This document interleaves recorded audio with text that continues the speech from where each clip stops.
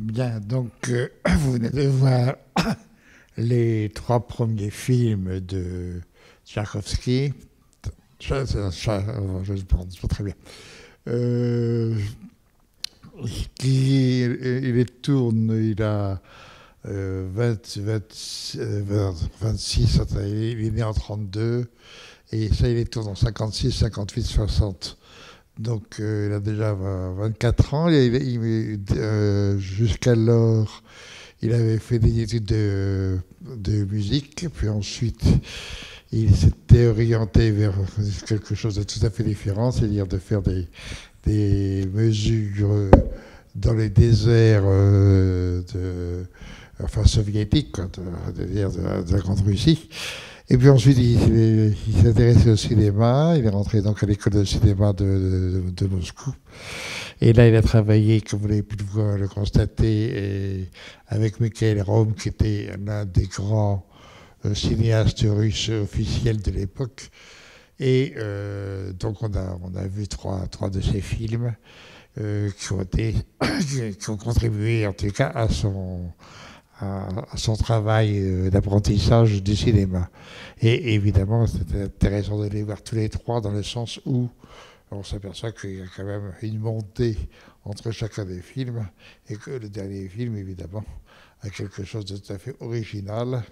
Même pour nous, c'est une histoire, bon, un peu à la russe. De toute façon, s'il y a quelque chose qui caractérise ce cinéaste, c'est bien son retour et sa volonté de retourner à la, je dirais, à l'âme russe, c'est-à-dire en échappant de plus en plus à au caractère communiste qui est quand même très dominant à l'époque.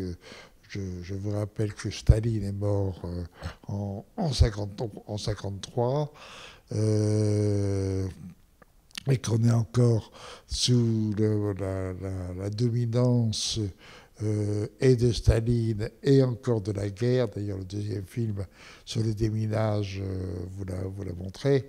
On est vraiment encore dedans. Et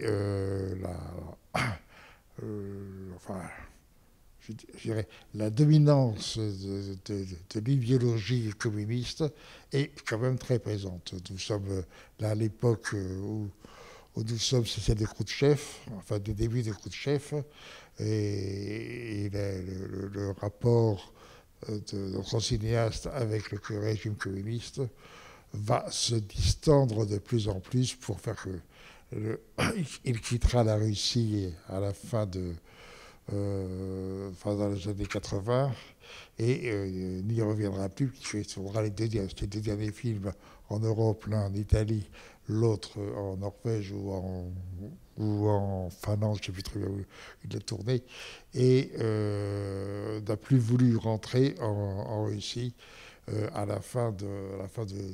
du régime russe, puisque il meurt juste 2-3 ans avant 89, c'est-à-dire juste avant la fin de ce qu'on appelle le régime communiste soviétique. De plus en plus, d'ailleurs, son cinéma sera très éloigné de ce régime, du matérialisme soviétique, et de plus en plus inspiré par une sorte de spiritualisme et de recherche des sensations purement russes. D'ailleurs, je trouve le dernier film de ce point de vue-là intéressant parce que cette histoire, bon, charmante, et d'un rapport entre un adulte et un enfant est tout à fait curieux, mais quand même nous sommes, sans avoir l'air d'y toucher, il met quand même un peu en question le régime, puisque enfin, nous comprenons qu'un enfant qui joue du violon, à qui on fait des cours, qui prend des cours de violon, est forcément quelqu'un qui appartient à une classe un peu supérieure, et quand on voit la mère, on comprend. Et on comprend aussi que l'homme qui est en bas, c'est un ouvrier, et le rapport entre l'ouvrier et le petit bourgeois, enfin, on ne peut pas dire petit bourgeois là-bas, enfin, ça peut un peu l'idée quand même qui est présente, est tout à fait intéressant, puisqu'il y a un rapport entre eux grâce à l'idée de l'art, et évidemment, non pas du tout par les, les maximes communistes dont évidemment à l'époque on était abreuvé. Enfin, ils étaient abreuvés. Alors ça c'est intéressant de voir un peu déjà comment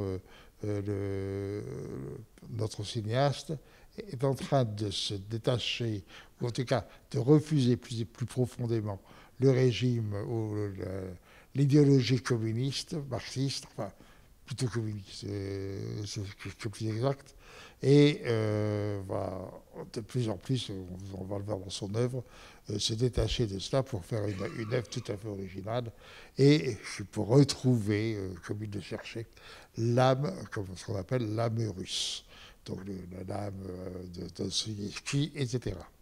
Alors voilà si vous voulez, quelques mots comme ça de démarrage. Comme on avait la possibilité, pour une fois, de faire une rétrospective quasi totale d'un cinéaste, puisqu'il a tourné quand même relativement peu de films, il était intéressant de commencer par le début du cinéaste, son travail d'école, et de voir quand même une personnalité. Il est intéressant aussi de voir que, par exemple, son troisième court-métrage, qui est son travail de fin d'études, puisque vous ne savez peut-être pas, mais dans une école de cinéma, enfin, remarquez, dans n'importe quelle école d'art, il faut à la fin faire un travail de fin d'études, donc montrer ce qu'on a appris et ce qu'on est capable de faire. Le dernier film est intéressant aussi parce que le fait qu'il tourne en couleur, or, à l'époque, la couleur est encore très très chère. Et les Russes n'ont pas vraiment encore beaucoup d'argent. Donc, faire un film de fin d'école tourné en couleur, c'est quelque chose d'intéressant. Parce que, par exemple, si vous prenez en France l'IDEC, à l'IDEC, on ne tourne pas encore en couleur à la fin en 1960. Pas encore. Même les grands cinéastes tournent encore peu à l'époque en couleur. Enfin, quelques-uns évidemment. La couleur, on l'utilise au cinéma depuis 1935-36, mais disons c'était exceptionnel. Et de ce point de vue, notre cinéaste, Tarkovsky, va avoir avec la couleur des rapports intéressants et aussi des retours au noir et blanc. Le deuxième film sur le déminage est tout à fait passionnant aussi sur le rapport sur, je dirais, pas vraiment le gros plan, mais les plans très présents dans le centre du cadre et ce travail sur l'idée d'un suspense. C'est pas un suspense hitchcockien, mais ça l'est quand même un peu, sur ce jeu de déminage. Évidemment, de donner au spectateur une crainte pendant tout le film que ça explose. C'est logique puisque c'est fait là-dessus. Et la tension qu'il s'est déjà provoqué tout en jouant quelque chose aussi d'intéressant, surtout à l'époque où on est quand même dans le cinéma russe arrivé quand même un côté très conventionnel et qui a quitté le réalisme pour revenir à une volonté de réalisme. C'est-à-dire que c'est quand même très précis d'une façon, de vérité du déminage. Et le film, de ce point de vue-là, fonctionne admirablement bien. J'adore évidemment la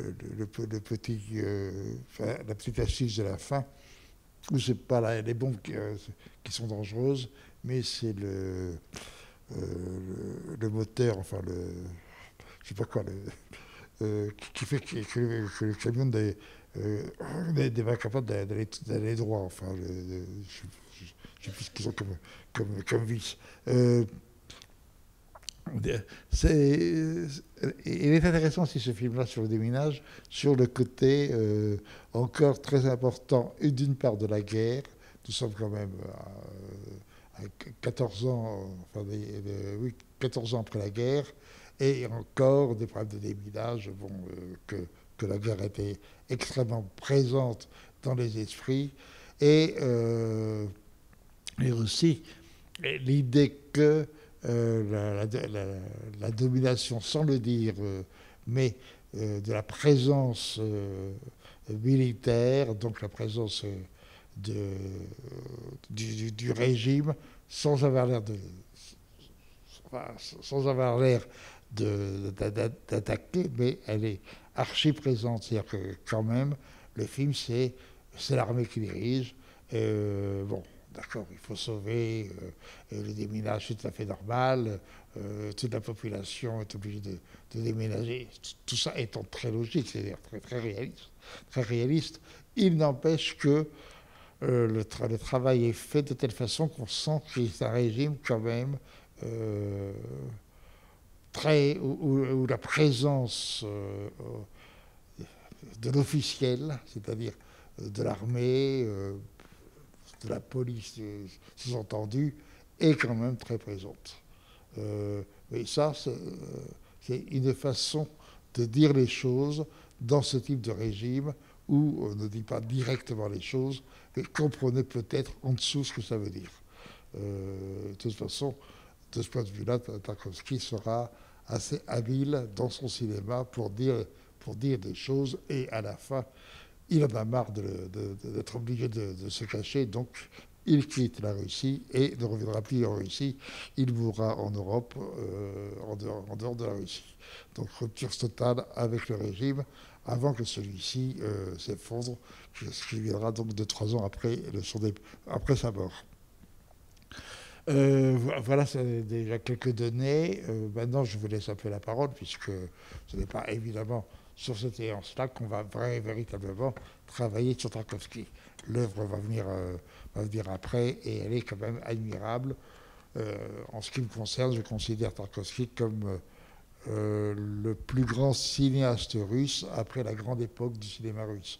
La grande époque du cinéma russe, avec entre autres ce qui est de 1920 à 1930, et quand même ceux qui ont suivi par la suite, qui ont Eisenstein, etc., Dovzhenko, Barnett, tous ces gens-là qui ont été plus ou moins empêchés de travailler par Staline, et il y aura un cinéma entre 1940, 50, jusqu'à cette époque-là, russe qui va dépérir, et ce sera des cinéastes comme Tarkovsky, mais aussi Konchalovsky. Je ne savais pas, je me suis rendu compte là, Konchalovsky qui travaille le dernier film est en même temps fait avec Konchalovsky. C'est-à-dire que deux des cinéastes russes les plus importants de cette époque-là étaient à l'école en même temps et ont fait leur film de fin d'études en même temps. Enfin bon, Tarkovsky est quand même supérieur à Konchalovsky, qui est quand même pas mal.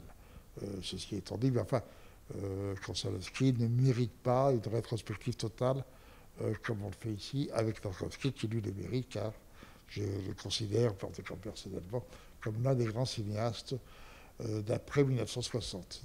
Donc après, si on prend la France et le cinéma et les conséquences dans le monde de ce qui s'est passé à ce moment-là, c'est-à-dire au moment de la nouvelle vague. Et là, nous sommes dans la nouvelle vague russe, donc la même époque. Alors, je ne sais pas si quelques personnes d'entre vous veulent prendre la parole. Ah, bon. Il y a un enthousiasme.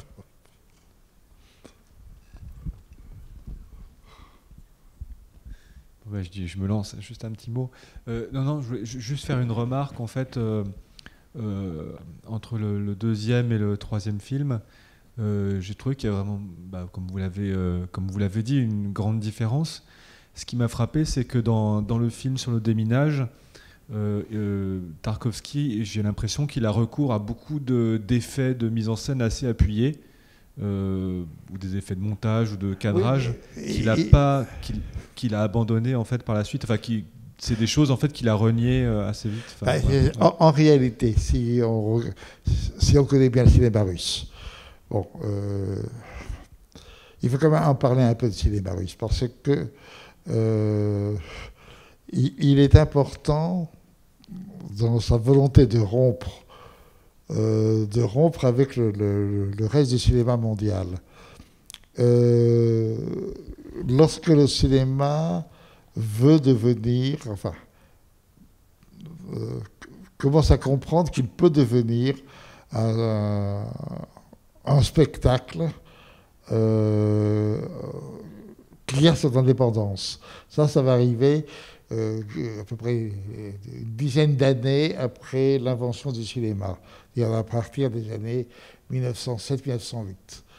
D'ailleurs, déjà à ce moment-là, il y a c'est extrêmement timide, mais il y a des gens qui commencent à dire le cinéma est un art. Et pour le reste de la population, et même dans le cinéma, on ne veut pas y croire. Bon. Si le cinéma est un art, donc il faut pouvoir le développer. Pour pouvoir le développer, il faut pouvoir l'exploiter. Pouvoir l'exploiter, c'est-à-dire à ce moment-là pouvoir produire des films et intéresser un public. Il ne faut pas oublier que lorsque vous commencez à voir le cinéma en 1895, un film de cette époque-là dure même pas 1 minute.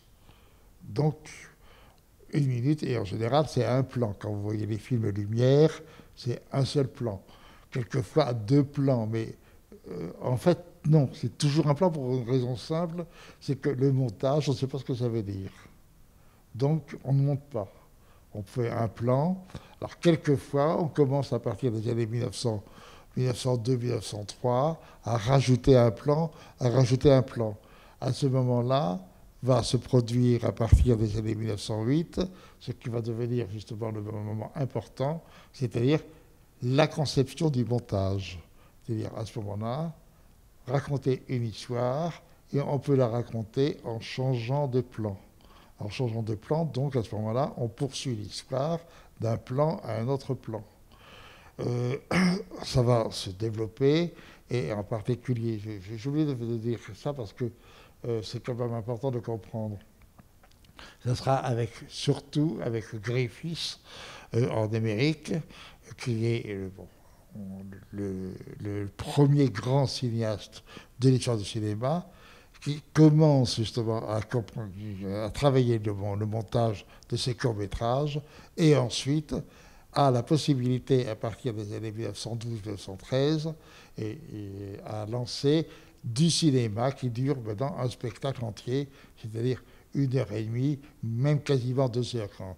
Donc les premiers films de Griffith sont faits là-dessus. Simplement, le montage a un problème. C'est-à-dire que vous avez une rupture entre un plan et un autre plan. Cette rupture, il faut, c'est ce que va faire Griffith et ce que va suivre la plupart des cinéastes à l'époque, il ne faut pas que ça se voie. Donc, il va falloir travailler l'idée de continuité. Il ne faut pas que le spectateur se rende compte qu'il y a un plan qui vient changer le plan précédent. Il faut que ça coule. Donc, la notion de continuité deviendra l'impératif majeur de ce cinéma-là, et en particulier Griffith qui le met en place, et à ce moment-là, le cinéma devient en effet important sur la notion de continuité. La notion de continuité permet à ce moment-là d'effacer toutes les imperfections, d'une part au point de vue cinéma, mais aussi dans le récit, de faire en sorte qu'on montre que que l'univers, que la société, que les histoires sont liées, et qu'il n'y a pas de véritable problème à l'intérieur d'un système narratif. Un système narratif qui est censé représenter aussi et porter l'idéologie, je dirais, sociale. Bon, ça peut être un peu compliqué à raconter tout ça, mais parce que si on prend l'Amérique, c'est extrêmement important pour l'Amérique, car à ce moment-là, l'Amérique est en train de recevoir énormément d'émigrés du monde entier. Donc il faut que les émigrés entrent aux États-Unis. Ils ne parlent pas la langue, évidemment. Donc il faut que les habituer à devenir américains. Et le cinéma va devenir un moyen de les convertir, je dirais, à l'idéologie américaine. C'est très intéressant de savoir qu'en 1912, par exemple, le Congrès américain va décider de ce qu'il faut que... Il faut que justement cette continuité-là, qui va être celui du récit, aboutisse à la fin à une conclusion qui va donner le happy end. C'est-à-dire il faut que ça se termine de façon heureuse. Il faut que l'idéologie américaine, c'est-à-dire la réussite individuelle de chaque individu, donc vous, émigrés qui débarquez, vous pouvez vous aussi réussir et devenir un Américain par la réussite. Cette idée-là, c'est déjà le cinéma qui va le permettre, puisque le cinéma a un avantage, c'est qu'il ne parle pas. Donc les émigrés qui ne parlent pas l'américain peuvent voir les films, comprendre les films et évidemment entrer dans le système idéologique que travaille la continuité à l'intérieur même du système de représentation. Ça, c'est extrêmement important, puisque quand arrivent les communistes, donc la révolution russe, il va y avoir justement une volonté de se détacher et de se distinguer du régime, disons, capitaliste, ou en tout cas de l'idéologie capitaliste, donc celle de la réussite individuelle. Donc de la continuité, et dans cette continuité, de pouvoir acheter le futur et de s'installer dans le futur et d'être véritablement maître du futur. Donc le système, la pensée communiste ou marxiste va travailler, et ce sera le côté révolutionnaire, justement en disant non à ce moment-là à la continuité. Nous allons travailler la discontinuité. C'est-à-dire que chaque plan doit être en contradiction avec le plan précédent et en même temps être aussi en contradiction avec le plan d'après. Donc il y a une sorte de combat à l'intérieur même d'un film entre chaque plan. Et ce sera entre autres tout le travail de la grande révolution russe cinématographique que vont mener les Dovzhenko, les Eisenstein, etc. Et ce côté de la discontinuité instaure à ce moment-là l'idée d'un temps présent de chaque instant, et c'est chaque instant qui compte. Ce n'est pas le futur qui est en train d'être entraîné et que l'on va fabriquer, mais c'est bien le présent qui compte.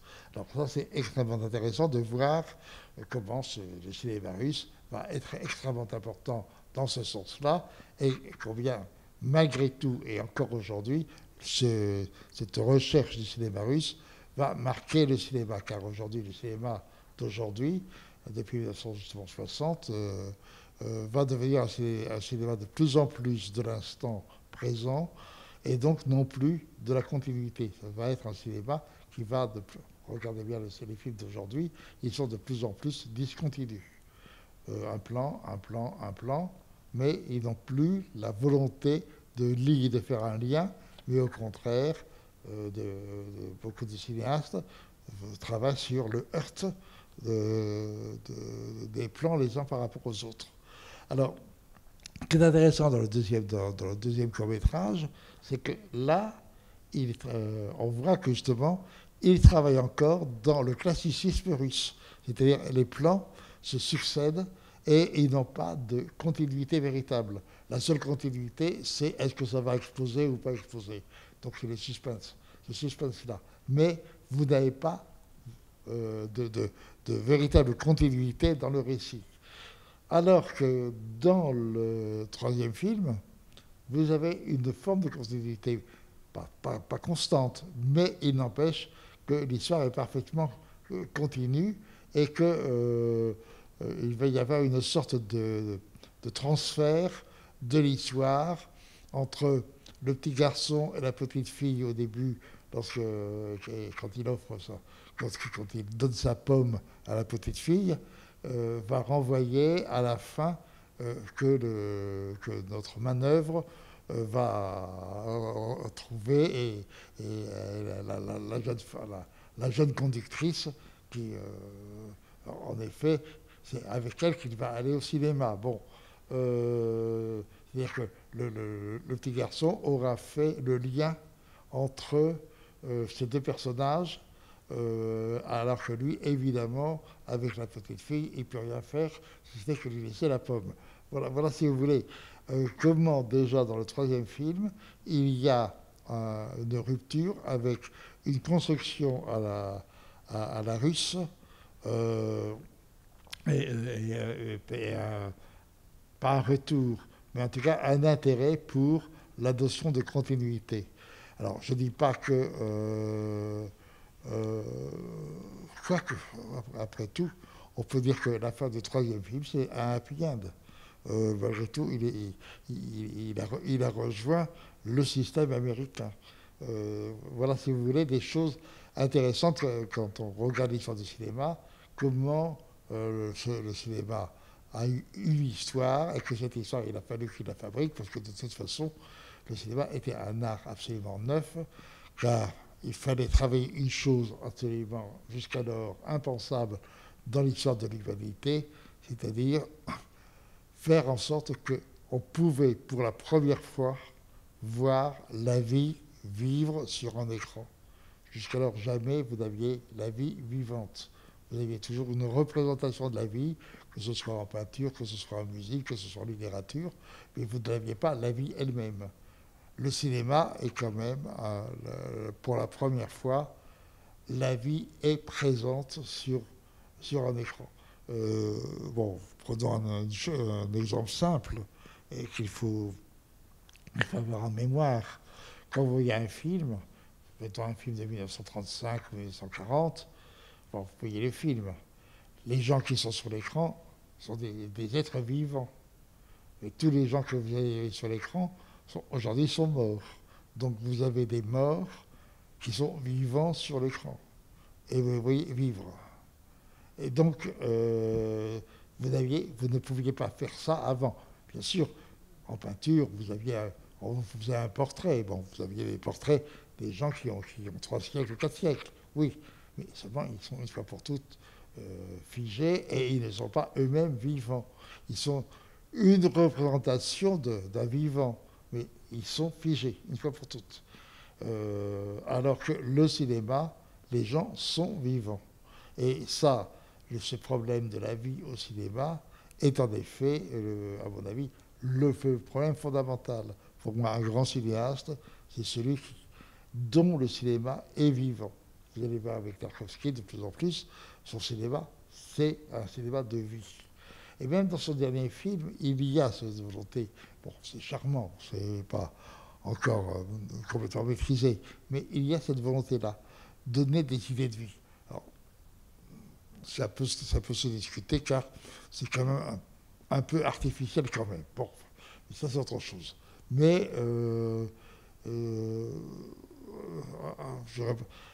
la différence entre un vrai grand cinéaste, donc qui fait vivre la vie, et un autre cinéaste, plus ou moins talentueux, mais moins évidemment, c'est que le cinéaste talentueux, lui, ne s'occupe de l'existence et vous raconte l'histoire de l'existence, de la mort, de la naissance à la mort.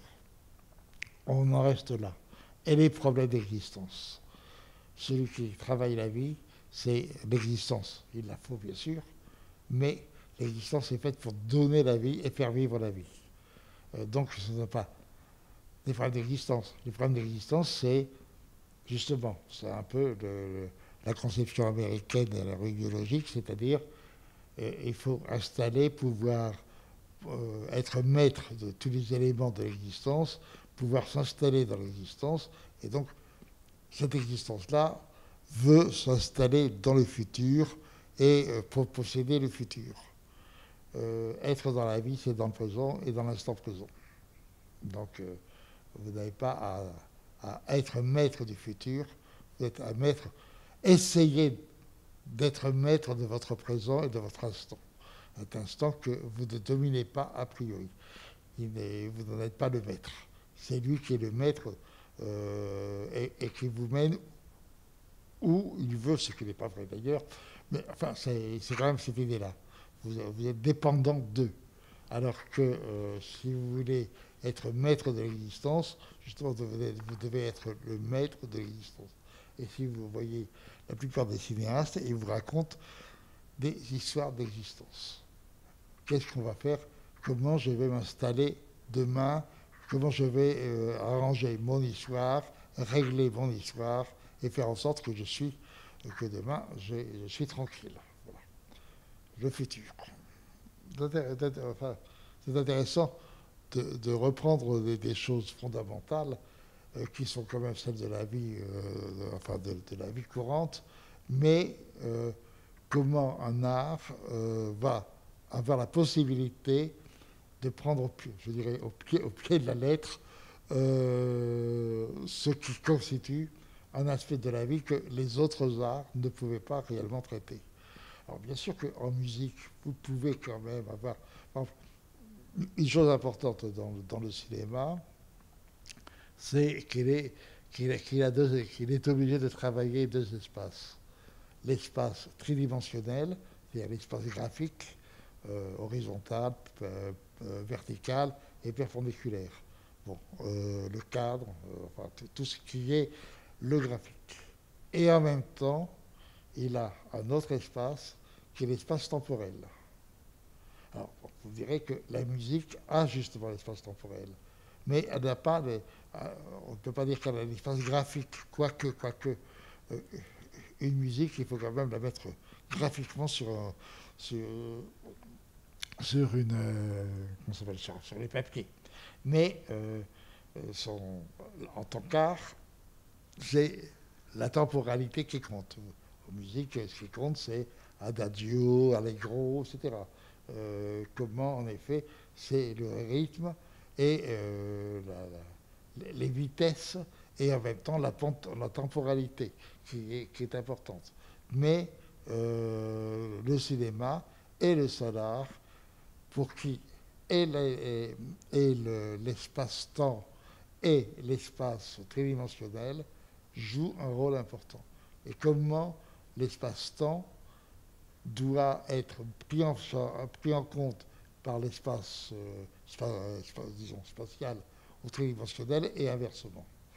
C'est-à-dire, en d'autres termes, le cinéma, qu'il le veuille ou non, est comment dirais-je,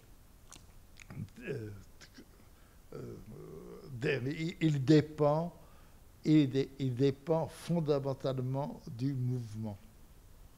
Alors que les autres arts, en littérature, vous avez le mouvement, mais vous n'avez pas vraiment quand vous lisez la phrase, oui, vous lisez la phrase, c'est un mouvement, mais en même temps, ce n'est pas un vrai mouvement.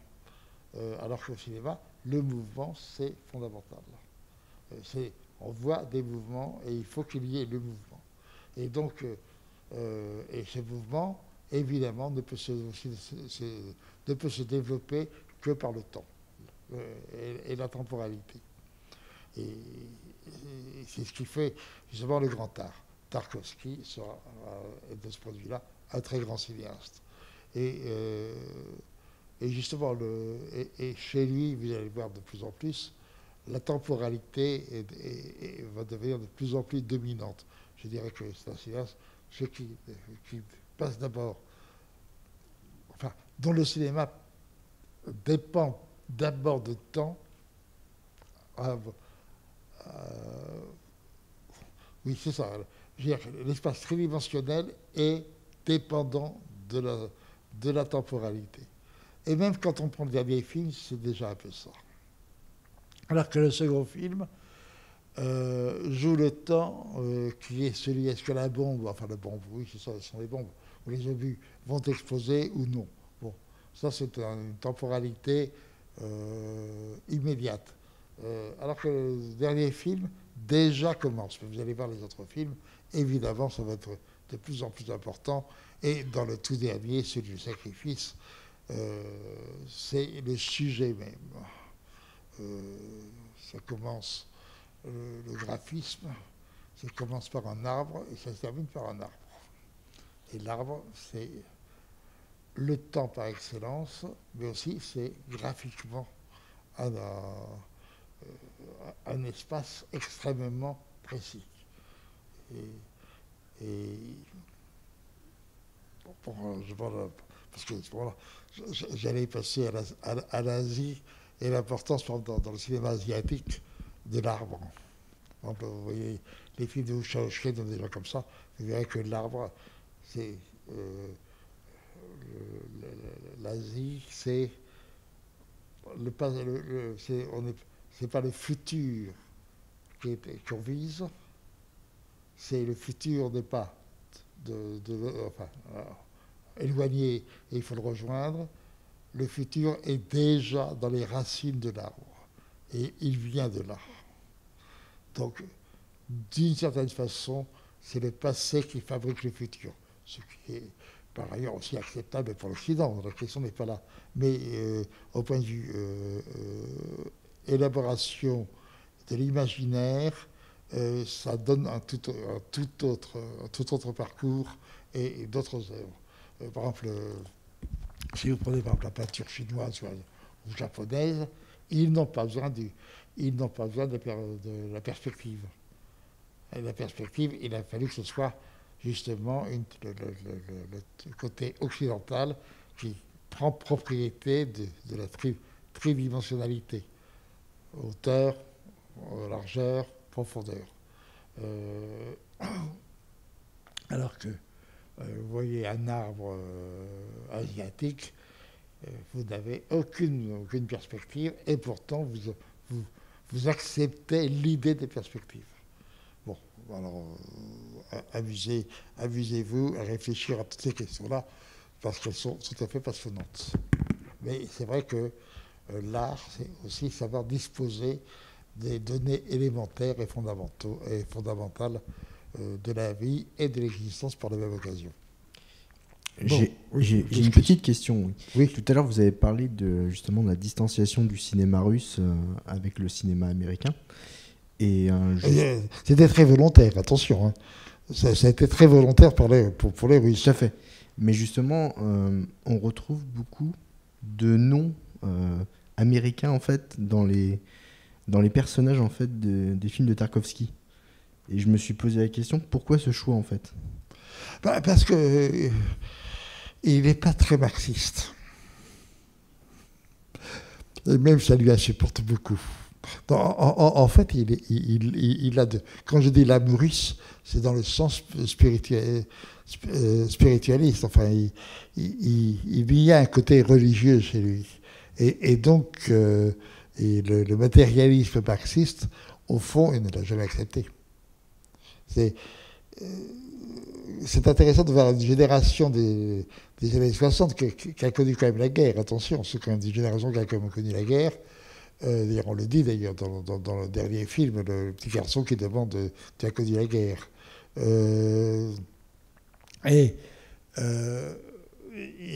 Comment dirais-je, il comprend que le stalinisme et que cette espèce de domination, de cette pesanteur de la pensée marxiste telle qu'elle a été prise en charge par la dictature stalinienne, il ne l'accepte pas. Et donc il revient en fait à l'âme russe et à la pensée russe. C'est-à-dire celle qui justement est liée à l'immensité de l'univers, à commencer par celle de la Russie, mais aussi à celle de l'âme, etc. Donc de la spiritualité. il y a chez lui ce côté spirituel. Alors que Eisenstein fera tout pour faire oublier. Alors que Eisenstein, il ne faut pas oublier qu'il a eu quand même des problèmes avec les staliniens.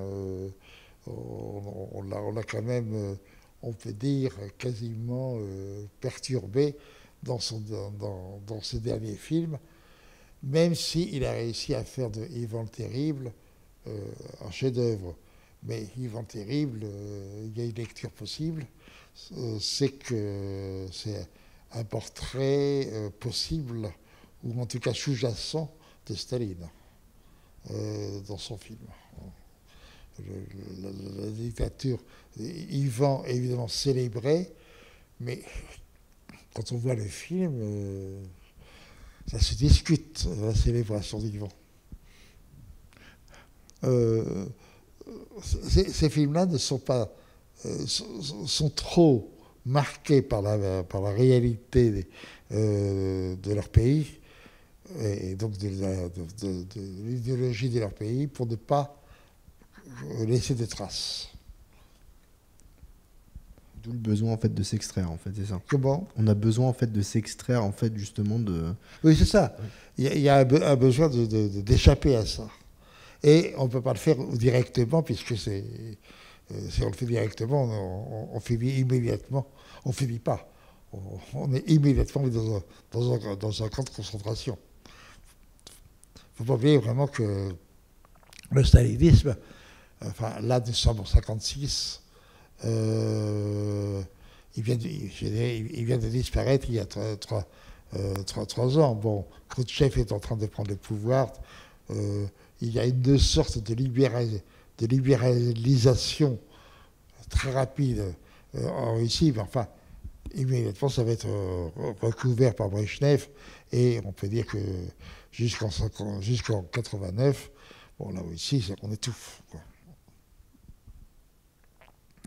Et ça, c'est pas pour rien que Tarkovsky va quitter la Russie. C'est quand même le seul cinéaste. Bon, il y a eu d'autres artistes qui sont partis de Russie, entre autres des écrivains qui ont quitté, mais c'est le seul cinéaste à ma connaissance, en tout cas de renom, qui est vraiment rompu avec la Russie. Il a refusé à la fin de sa vie de revenir en Russie, où il était d'ailleurs quand même interdit. C'est une rupture. Je ne sais pas si d'autres questions. De toute façon, rassurez-vous, quand vous allez voir les autres films de Tarkovsky, là vous aurez des questions. C'est quand même très riche. On va en garder un peu pour la suite, du coup. Ouais. On va en garder un peu pour les autres séances. Oui, ben justement, de toute façon, les autres séances, bon, on va commencer déjà la semaine prochaine, enfin le mois prochain, par son film que j'avais vu d'ailleurs à l'époque, il était présent au Festival de Venise, c'était en 72-63. Et là, le film avait fait je ne suis même pas sûr qu'il n'ait pas eu un prix d'ailleurs. Non, si c'est pas lui qui avait eu le prix à Venise. Ouais, c'est possible. Il faudrait regarder ça. Bon, ben voilà. En tout cas, c'est donc l'enfance d'Ivan, et ça sera le 20 novembre. Voilà. 20 novembre, voilà. Merci beaucoup.